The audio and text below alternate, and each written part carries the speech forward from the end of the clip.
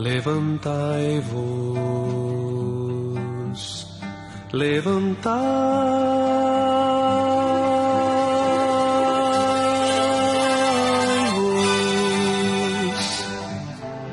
bendizei ao Senhor vosso Deus, de eternidade em eternidade em eternidade. Bendito seja o nome da tua glória. Bendito seja o nome da tua glória, que ultrapassa todo bem dizer. Bendito seja o nome da tua glória,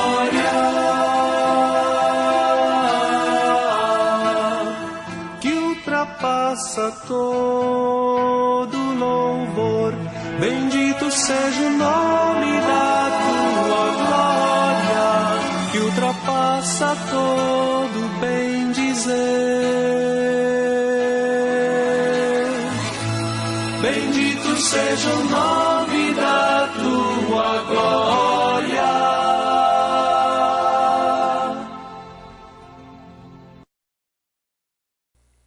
Primeira carta aos Coríntios, capítulo 1. Leremos versos 2 e 3, que diz assim: Paulo, chamado pela vontade de Deus para ser apóstolo de Cristo Jesus, e o irmão Sóstenes, comecei pelo primeiro, né?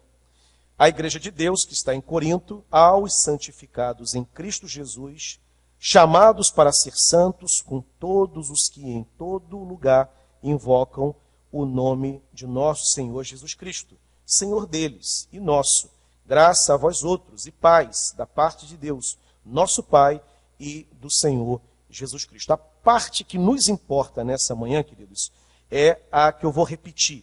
Aos santificados em Cristo Jesus, chamados para ser santos, com todos os que em todo lugar invocam o nome de nosso Senhor Jesus Cristo, Senhor deles e nosso, graça a vós outros e paz da parte de Deus, nosso Pai, e do Senhor Jesus Cristo. Eu compartilhei com os irmãos de que há santos em Corinto. Eu compartilhei na semana passada, havia santos em Corinto, apesar de tudo. Apesar da igreja, que já sabemos como ela era, como ela se comportava, já sabemos os motivos que levaram o apóstolo Paulo a escrever aquela carta. Não é uma carta de celebração, não é uma carta em que ele vai, como por exemplo na carta aos Filipenses, celebrar a alegria daquela igreja. Não, é uma outra razão. Paulo tem problemas sérios, crônicos, que são inadmissíveis no seio da igreja. E ele escreve. Mas apesar dos problemas que a igreja tem, que Paulo reconhece, Paulo olhava para aquela comunidade e Paulo via beleza naquela igreja. Paulo via virtude naquela comunidade. E uma das virtudes reconhecidas por Paulo, vistas por Paulo, era a santidade daquele povo. Como é que pode uma igreja que tem pecados sexuais, que tem irmão processando irmão em praça pública, sendo chamada por Paulo de igreja onde há santos? Dando uma primeira e irresponsável leitura, diríamos que Paulo é um vaselina, na linguagem contemporânea. É um fazedor de média. Ora, se a igreja tem tanto problema, por que Paulo assopra, faz carinho na cabeça daqueles irmãos? Eles não merecem, como dizem lá os nordestinos, pau no lombo? Tratar logo do problema, do câncer, do cancro que se instalou na igreja? Paulo vai tratar. Em algumas horas ele baixa de fato o seu cajado. Mas Paulo, apesar disso, ele antes reconhece a beleza, a virtude, a formosura de Cristo na vida daqueles irmãos. Era uma igreja que exalava, sim, o bom perfume de Cristo. E quando Paulo diz isso, Paulo olha para aquela comunidade, Paulo dirige-se aos santificados.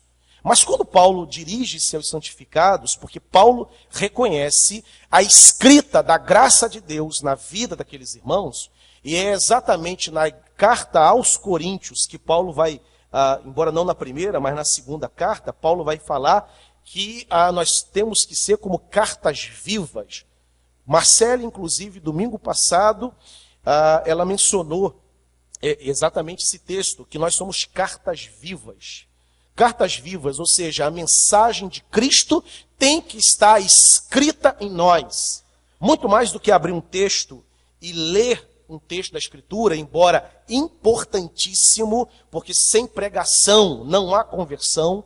A pregação é a causa instrumental da fé. A fé é gerada no coração, derramada no coração, ela vem do alto, porque a fé na Bíblia é um dom de Deus.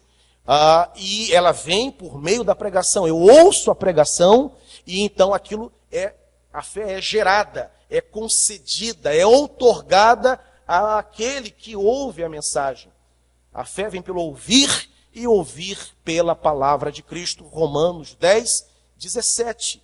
Mas apesar da mensagem ser pregada, lida, a mensagem tem que ser vivida. Por isso eu e você temos que ser cartas vivas, como Marcelo lembrou, baseada na carta aos Coríntios. Paulo olhava para aquela igreja e Paulo via verdadeiros livros escritos. Tinha muita gente boa dentro da igreja de Corinto, que levava a Deus a sério, que orava, que buscava a correção, que errava e buscava o perdão e a reconciliação com Deus e com o próximo. Mas Paulo vai dizer outras coisas importantes acerca desses santificados. Paulo reconhece a existência desses santos, mas Paulo vai dizer algumas coisas que são importantes para nós aqui nessa manhã. A primeira delas que eu quero destacar é que Paulo vai falar daqueles que invocam o nome de Cristo, aos santificados em Cristo Jesus, chamados para ser santo, com todos os que em todo lugar invocam o nome do nosso Senhor Jesus. A santidade na Escritura Sagrada nunca foi algo, eu vou ter que usar um termo técnico da teologia, mas eu vou explicar. A teologia chama alguns processos que a graça de Deus opera de processo forense. Lutero usou muito essa expressão. O que é por exemplo, falando de justificação pela fé. Lutero dizia, a justificação ela é forense. Ou seja, é algo que Deus faz, por ele ser o juiz, e ele olha para o pecador que depositou a fé em Cristo, e ele declara este pecador justo, ainda que o pecador não se sinta perdoado, ainda que o pecador não tenha tido uma experiência de arrepiar a sua espinha. Ele vai num culto, está mergulhado em pecado, está pensando até em acabar com a sua vida, aí ele ouve a mensagem fala ao seu coração, e ele então crê. Naquele momento que ele crê, naquele ato, ele é justificado. E nem sempre este ato de justificação é algo controlado por nós. Nem todos sabem exatamente quando aconteceu. Uns sabem. Eu, por exemplo, sei. 16 de maio, à noite de sábado, no aniversário da igreja de Ponte Seca. Eu sei. Outros não sabem. Porque é forense. É algo que Deus decreta. É algo que eu não vejo. Em alguns casos, esse ato vem acompanhado de um choro, de um drama, de um impacto, de um antes e depois que você consegue descrever, mas não necessariamente. É forense, é um decreto, é eterno, é na glória, é lá em cima, não é aqui embaixo. Não é porque houve muito choro, não. É algo que acontece lá. Pode ter reações aqui embaixo ou não, mas aconteceu.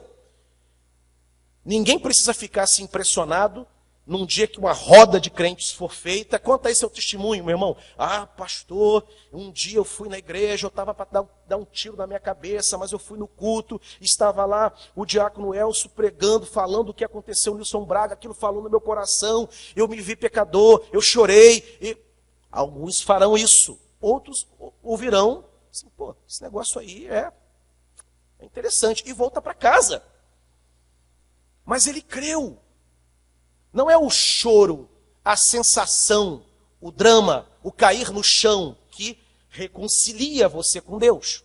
É a justificação pela fé. É forense, é lá em cima, é um decreto. É algo que Deus faz. Só que a santificação, Deus quando vai nos salva, Ele nos santifica. Nos tornamos santos, povo separado dele.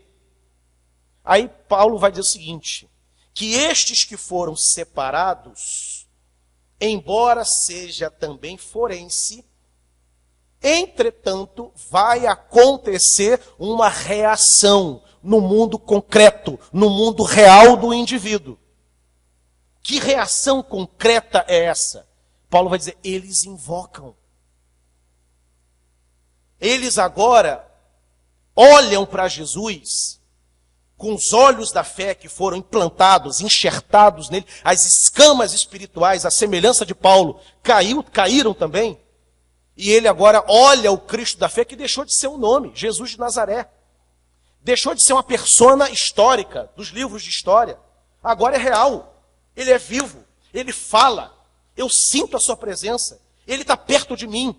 Eu entro no meu quarto, fecho a minha porta e eu falo com ele. Os santos invocam. Aí cai, assim, desmorona, igual as torres gêmeas, que caíram em setembro, dia 11, desmorona aquela tese. Irmão, ó, não olha para mim,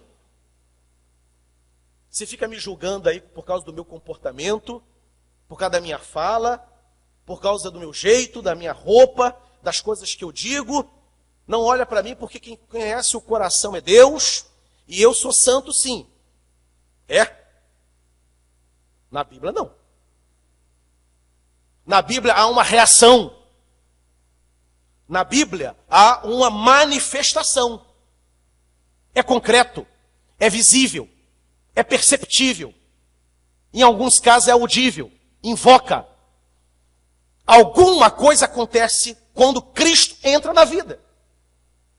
Mesmo o indivíduo que estava lá quietinho, Mônica Simões, que vocês não conhecem, discreta, tem boca e não fala. Mônica, inclusive, é tenente-coronel da Polícia Militar, é membro da Igreja Congregacional de Ponte Seca. Mônica, ela está dentro desse perfil de pessoas que foram, arrazoaram, pensaram, pô, tá aí. Domingo seguinte estava a Mônica no culto, no outro Mônica no culto, no outro sem choro, sem vela, sem drama, sem reteté, sem rodopio, sem nada, assim, quietinha. Quem olhava assim parecia que não tinha acontecido nada, e tinha acontecido tudo na vida da Mônica. E com o tempo, cada vez mais as reações dessa santificação foram aparecendo. Uma mudança na fala, uma mudança no comportamento, os valores. Porque a mente de Cristo foi enxertada. O Espírito Santo, e é ministério do Espírito Santo, o maior deles, o Espírito tem vários, derrama poder na igreja, distribui dons espirituais, vocaciona, ele unge com o Espírito, com seu Espírito. Jesus unge com o Espírito, nos dá poder na pregação.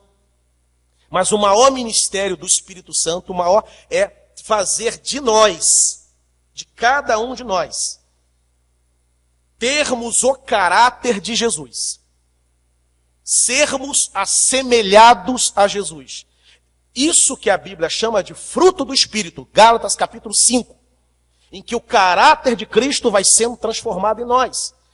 Agora, essa transformação, esse caráter enxertado, ele reage. Nunca encontraremos alguém levando uma vida torta e dizendo, eu sou santo, a não ser aquele que é hipócrita, cara de pau, cínico. Porque a santidade, essa operação da graça, produz reações. Você muda.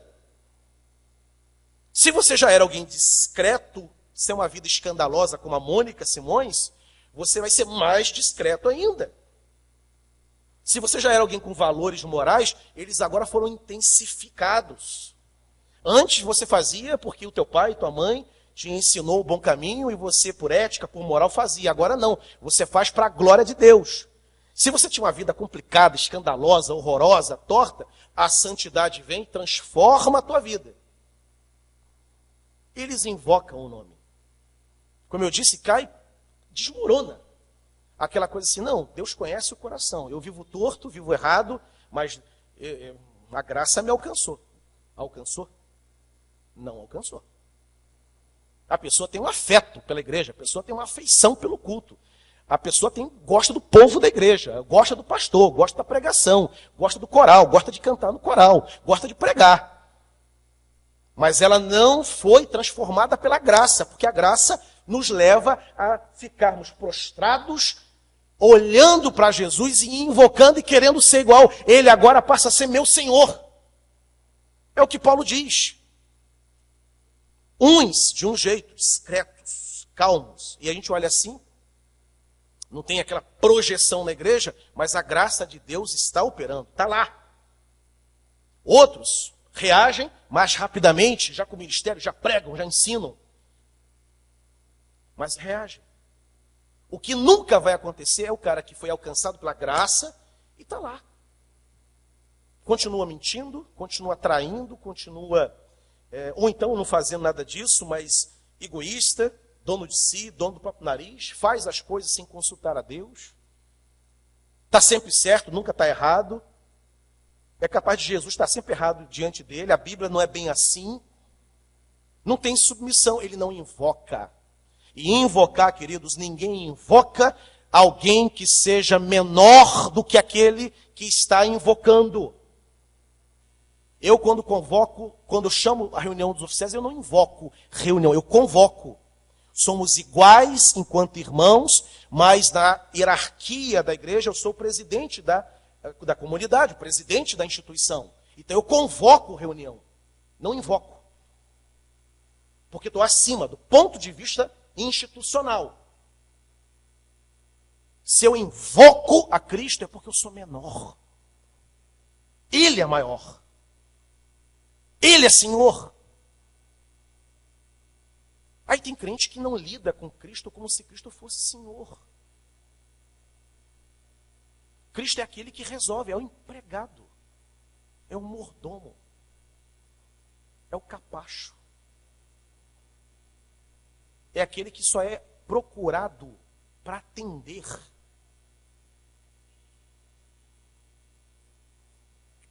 De jeito nenhum. Na Bíblia Sagrada, Jesus de Nazaré é Senhor absoluto da história e da vida de cada um de nós. E aquele que se encontra com ele no tempo, na história e na geografia, olha para Jesus por essa ótica de Senhor da vida e o invoca. E o submete à vida, ao seu senhorio. E agora vive para ele, para a glória dele, o que faz. Faz agora em nome dele, para ele e para a glória dele. Isso vale no trabalho. O cara antigamente era mau funcionário, ou até um bom funcionário, porque gostava de trabalhar. Mas gostava de trabalhar e por isso era um bom funcionário. Agora não, ele continua gostando, mas ele tem um outro motivo. Houve um acréscimo, houve um depósito na vida dele. Ele agora faz, além de gostar da carreira, é um excelente professor, mas agora ele faz também, e mais importante, porque Cristo é exaltado naquela sua profissão. Ele já era um bom patrão, amado pelos funcionários, corretíssimo, pagava o melhor salário possível e fazia por valores, por uma decência pessoal. Agora não, ele continua decente, ele continua um excelente patrão, mas ele tem um ganho. Ele faz também porque aquilo é justo aos olhos do Senhor.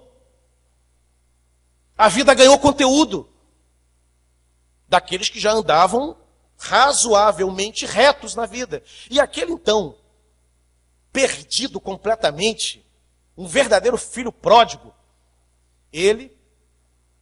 esse então corrige tudo. Ele invoca.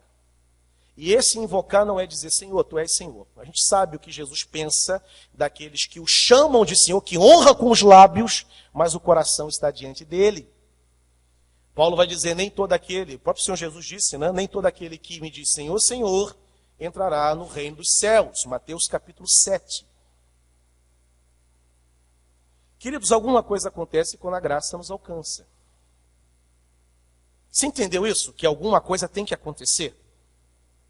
Que valores que você não tinha, agora são enxertados. E precisam ser encontrados na tua vida, meu irmão. Precisam ser encontrados. E pastor, se não forem encontrados, o que significa? Significa que você não nasceu de novo. Você não se converteu. É estranho isso?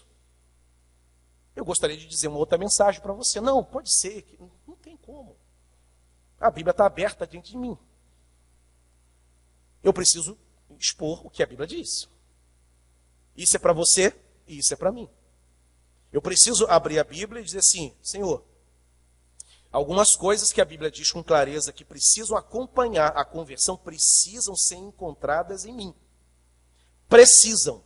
Senão vocês estão correndo o risco de serem pastoreados por alguém que não é crente. E detalhe, já cansei de falar para você, e aquele que nos visita pela primeira vez vai ouvir pela primeira vez, mas a igreja já ouviu 300 vezes. Lembrem do exemplo do reverendo Hernandes de Arlopes. Falei 300 vezes aqui. Com 20, visitou uma igreja na África e pregou e tal, e o pastor, à frente do ministério há 24 anos, se converteu no sermão do Hernandes. Durante 24 anos, a igreja não tinha um crente atrás do púlpito. Você sabe o que é isso, queridos? Você tem ideia do que é isso? Do que atravessar uma vida, 24 anos. Tem gente que não chega a essa idade. Ontem um rapaz pulou da ponte Rio-Niterói. Mais ou menos com essa idade. Tem gente que não chega a 24 anos.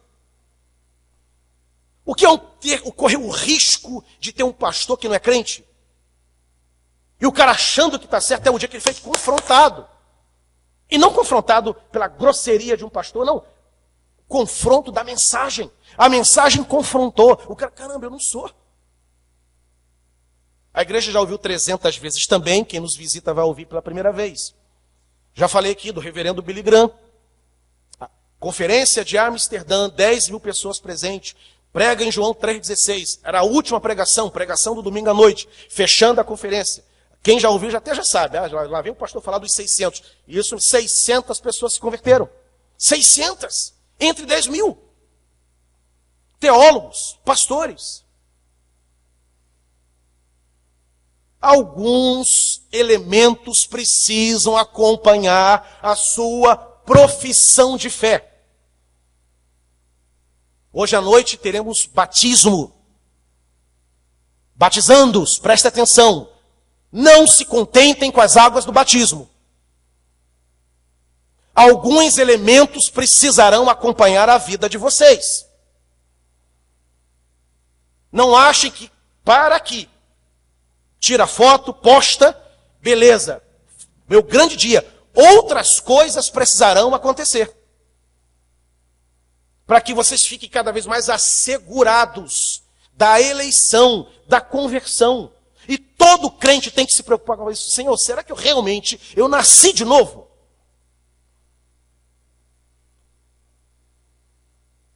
Um jovem chega para Jesus e diz assim, Senhor, que farei eu para herdar a vida eterna?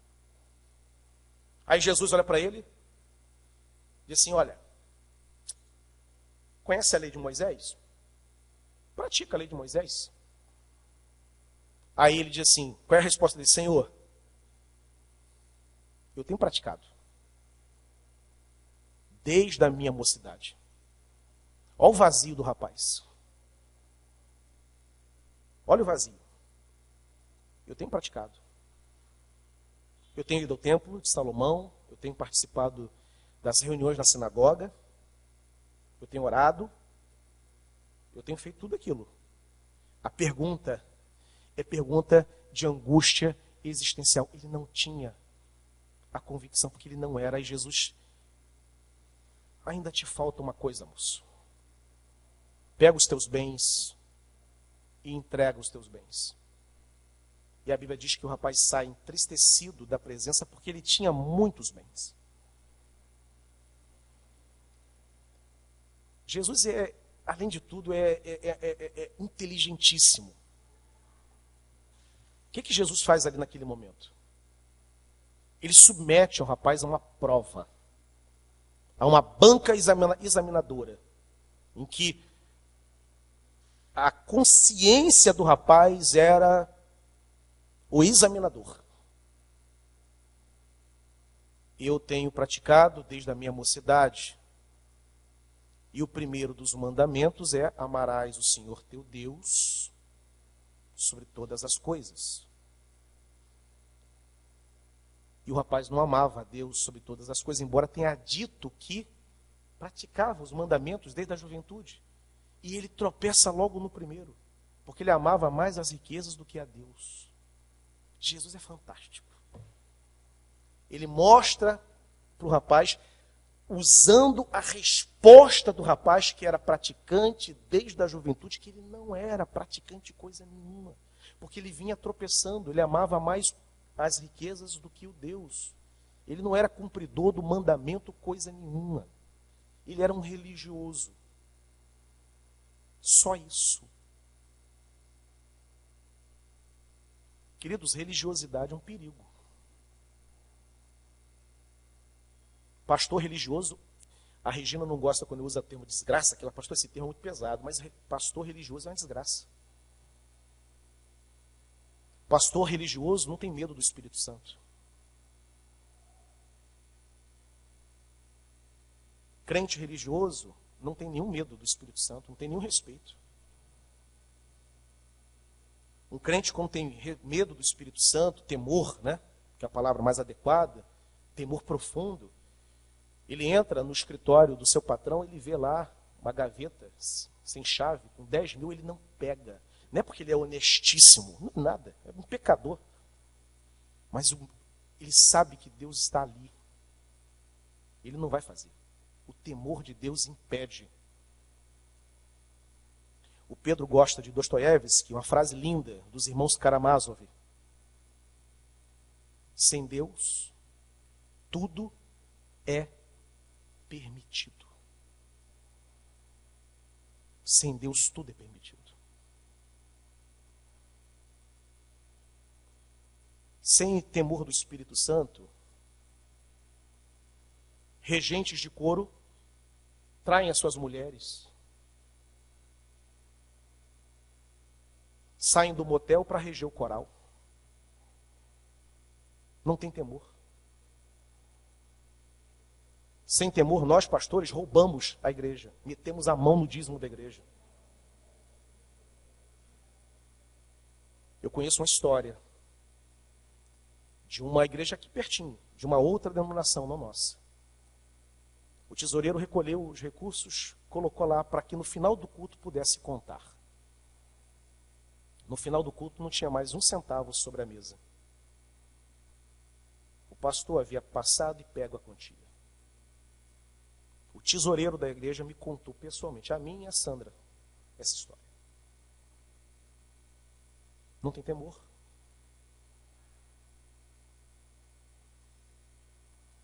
Paulo fala aos santificados em Cristo, aos santos. Mas quem são esses santos? São aqueles que reagem à graça. Como? Invocando o nome bondoso, glorioso, poderoso, respeitoso, iluminado, grandioso, honroso do Senhor Jesus Cristo, Senhor deles e nosso. Quem é santo invoca. Quem é santo anda na presença do Senhor. Quem é santo leva a Deus a sério, respeita, teme, corrige-se. Eu já tive, irmãos, como eu disse, já tive problemas com pessoas. Eu melhorei muito. Eu tenho um querido amigo meu, Luiz Cláudio, meu padrinho de casamento, que fala assim: Daura é um falso calmo. De calmo não tem nada. Já perdi paciência em assembleia, já perdi paciência em reunião de oficial, já tive que botar a voz lá em cima, mas nenhum deles pode dizer que depois eu não procurei para pedir perdão. Porque é inadmissível um pastor com relacionamento rompido.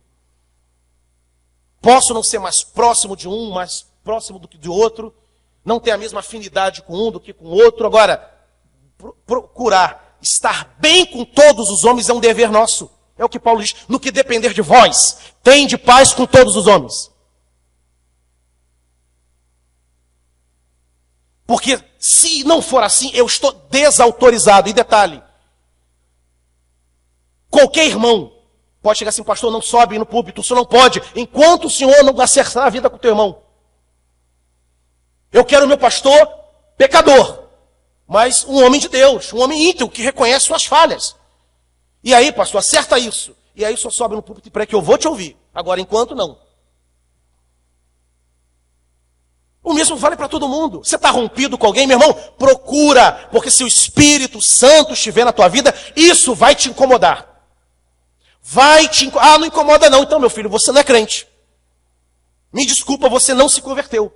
Porque quem tem o Espírito, a voz do Espírito permanece nele. É espírito de paz, não é espírito de guerra. A bênção do Espírito é no vínculo da paz. O que é isso? É vínculo de afetividade, de amizade, de simpatia, de aproximação. Se isso não existe, e detalhe, comunhão é questão teológica. Porque Deus é trino, Pai, Filho e Espírito Santo.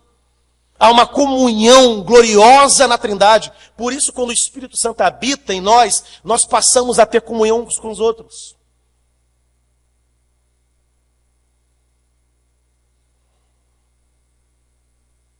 Invoca, reage, anda na presença, leva a Deus a sério. Eu tenho orado, queridos, e alguns irmãos sabem disso, eu tenho orado por um avivamento em nossa igreja. Eu tenho orado por um batismo de poder em nossa igreja.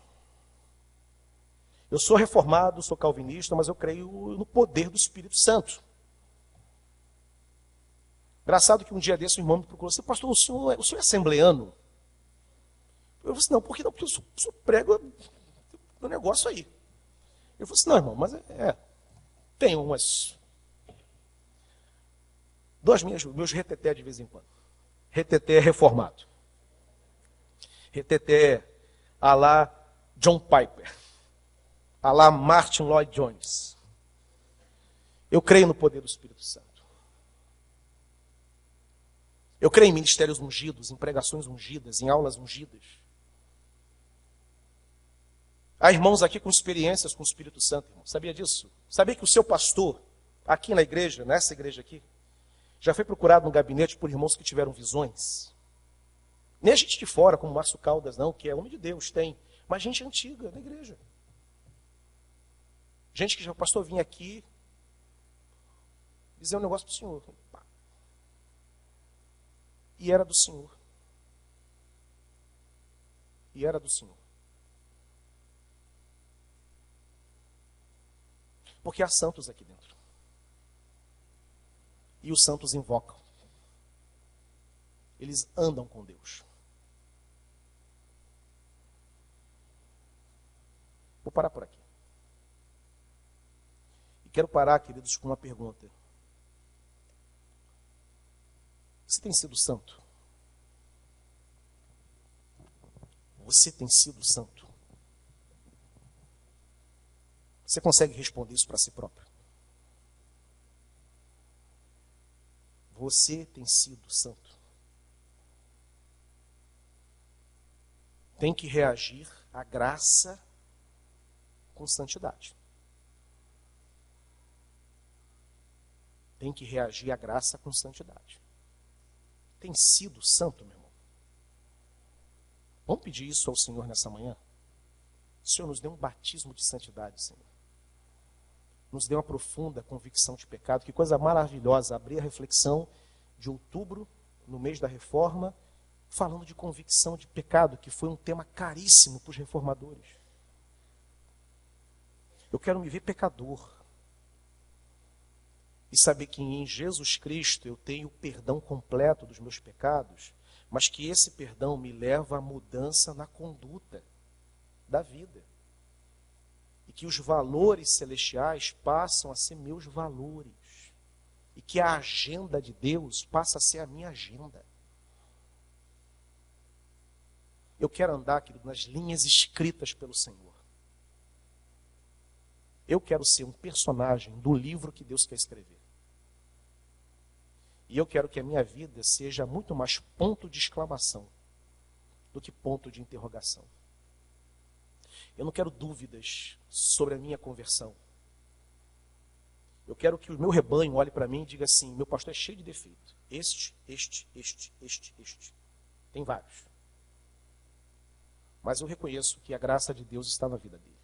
Eu reconheço que ele é um homem crente, apesar dos defeitos dele. Eu quero olhar para o meu rebanho e dizer assim: olha, minha igreja é complicada, me dá trabalho de vez em quando. Tem um pessoal ali que, meu Deus do céu, mas olha, é uma igreja. Eu faço como Paulo. Olha, enxerga os problemas, mas na hora de falar, não, vocês são santos. Eu vejo a graça de Deus sendo derramada sobre a vida da igreja. Eu quero isso. Eu quero olhar para vocês e dizer isso. Eu não quero chegar e dizer assim: não, estou indo embora que eu não aguento mais. Quando chegar o momento de ir embora, que vai embora porque o ministério terminou. Porque Deus diz: olha, estou tirando o cajado da tua mão, estou removendo o candeeiro daí e estou te colocando em outro lugar. Teu ministério acabou. Aí eu vou embora, me despedindo e saindo pela porta da frente. Mas não porque eu desconfio da minha comunidade, do meu rebanho. Porque há santos aqui. Vamos orar por isso nessa manhã? E logo após a oração, o pastor Davidson vai, na classe única, trabalhar o tema maravilhoso de sola escritura. Fiquemos de pé, vamos orar.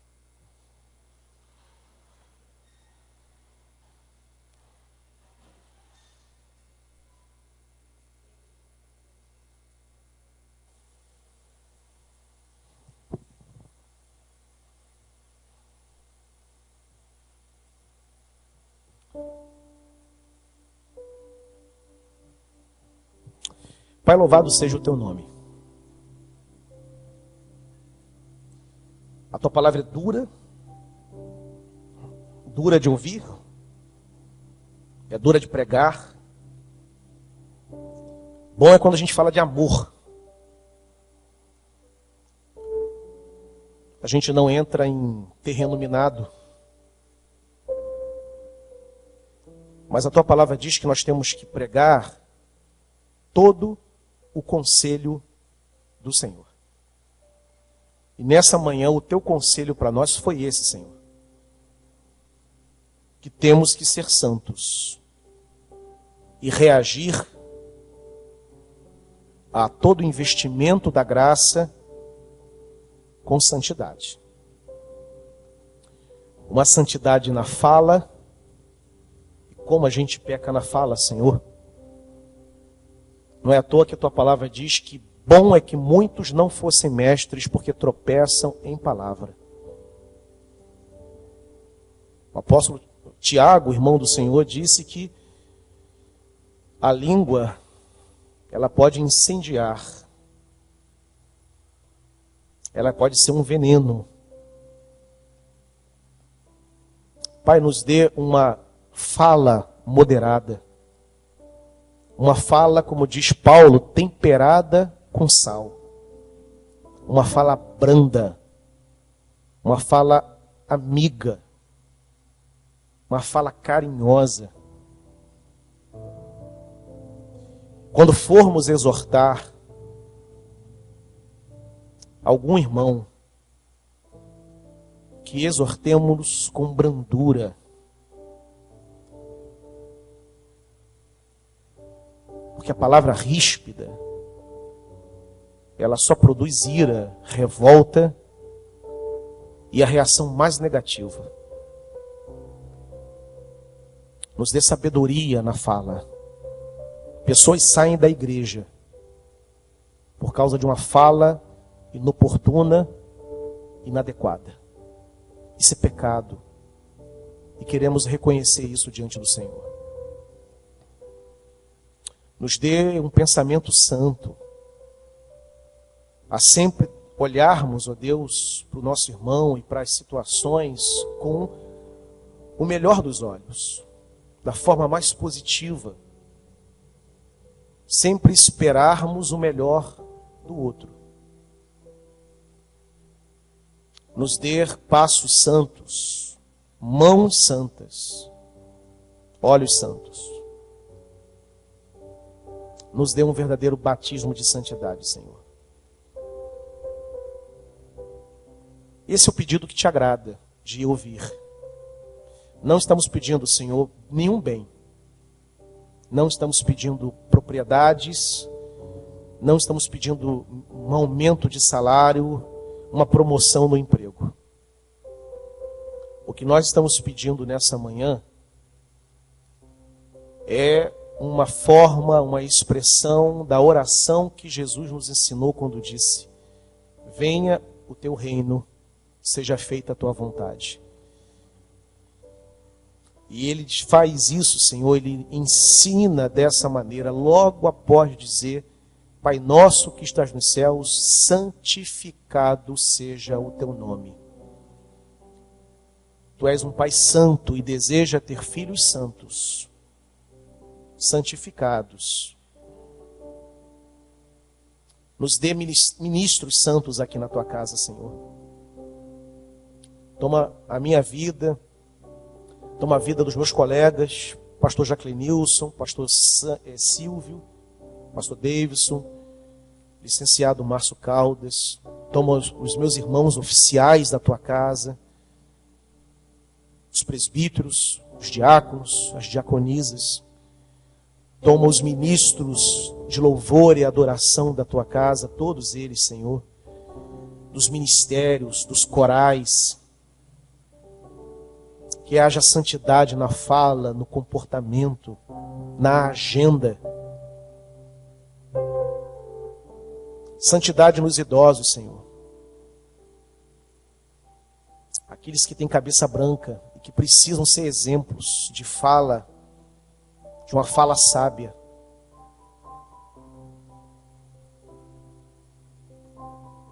Santidade dos jovens, dos adolescentes. Dê aos adolescentes um coração igual ao teu, Senhor. Santidade nas crianças. Aos novos convertidos. Que encontrem uma igreja santa, não perfeita, mas santa, separada, que busca andar na tua presença. E que sintam-se inspirados a permanecer conosco. Porque encontraram o Deus Santo habitando nesse lugar. É a minha oração nessa manhã. Em nome de Jesus. Amém.